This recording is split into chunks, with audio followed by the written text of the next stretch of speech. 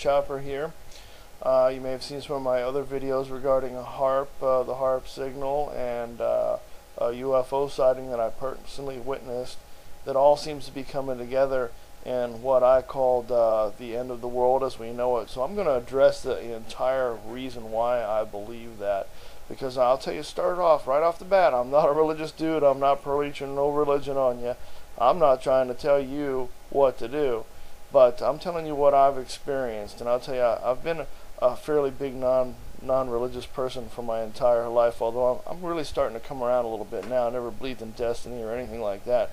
But here recently, some events have occurred that has just made me really wonder whether or not there is that possibility. Because a lot of the things I've done, I don't think I would have normally chose to do, but other influences have kind of guided me down this path that have taken me to here where I am talking to you about HAARP and the possible things that can be going on with that.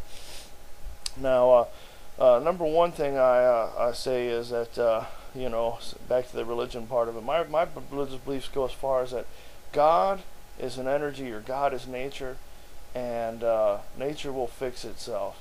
Whether it created us in its image out of divinity, or whether or not it was more or less a biological mishap, it happened, and certainly there's a greater force at work somewhere.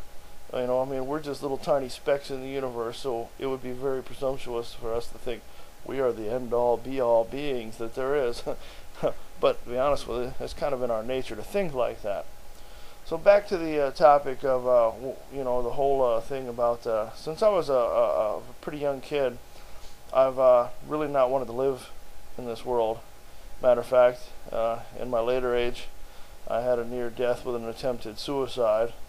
And most people have attributed that to my bipolar disorder. But to be honest with you, I really just don't like the world. I think it's a very ugly place. I don't think there's enough love in the world. I think people hate each other too much. They hurt each other too much. And if there's somewhere better, I'd rather be there now. Don't make me wait to get there. But, you know, I know what they say about suicide, so I guess I'm lucky to be here. And to be honest with you, I guess there's a reason I'm still here, because God just doesn't seem to want to take me out of the game yet. And I use that term in the least religious way possible, but I have to say it like that. Anyway, so I've really experienced quite a bit of stuff. You know, for some reason I've had a lot of technical knowledge that was just in my head about electronics and radio equipment that I don't know, I seem to be born with. I don't know if it's in my genetics or something like that. My dad was a fairly mechanically apt guy. Matter of fact, you know, I can say in my life I've only ever had to take my car to a mechanic one time, and oh God, it killed me. But anyway, I digress.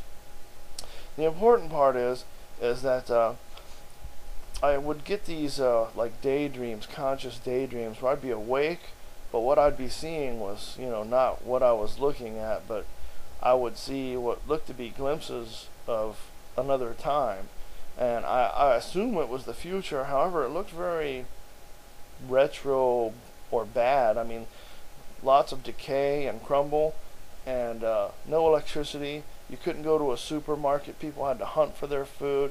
There was no communications like there is now, and it was actually, it's kind of like where I grew up in Myakka City.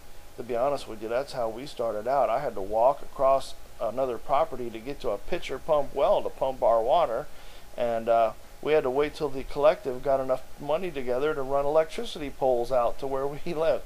But I digress again. But the point is I've been seeing things that I think would indicate we're going to have some problems ahead. And one of the things I actually saw was I would tell people probably from 1990 on, maybe even a little earlier than that, that when the millennium comes, a year or two after the millennium, and this is how I stated it, was that the stock market would crash in a way that we had never seen before, and that's the exact way I phrased it. I didn't realize at the time how many times I've said that and know what it was going to mean.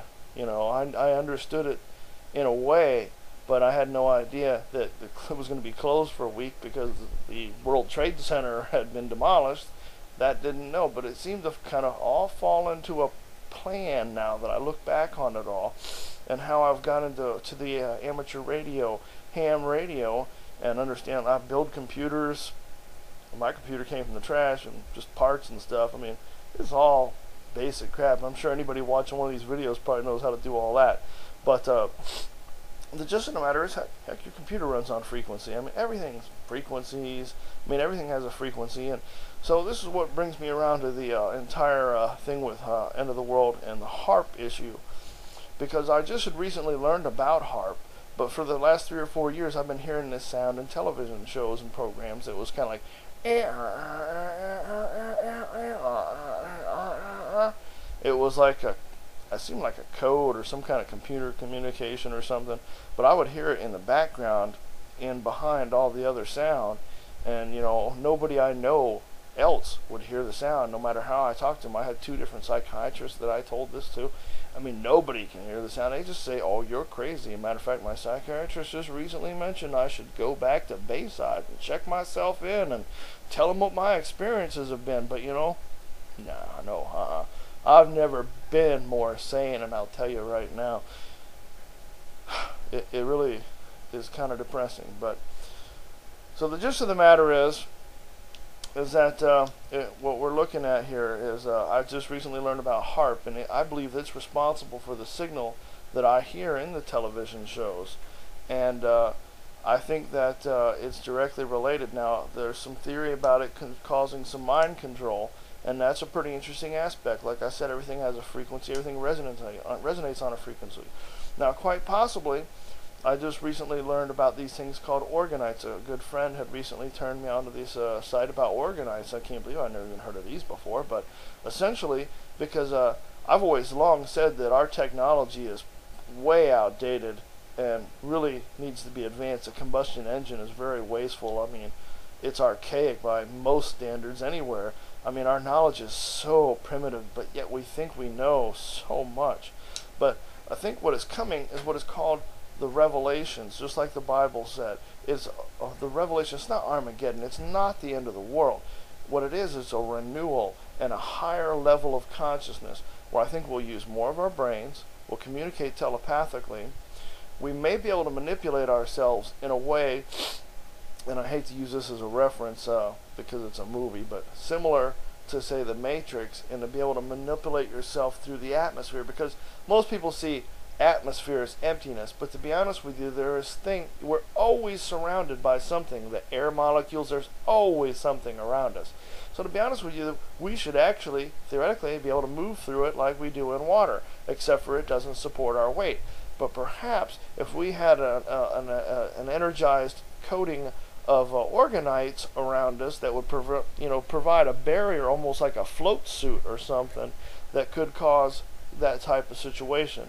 Now, I know you guys are already putting me out in the loony farm here, and maybe I deserve it, but I just have to talk about this because I recently have learned how to get to YouTube, and I've found out there's other people that have been experiencing these types of things, not just me, and I'm not just a lone crazy person.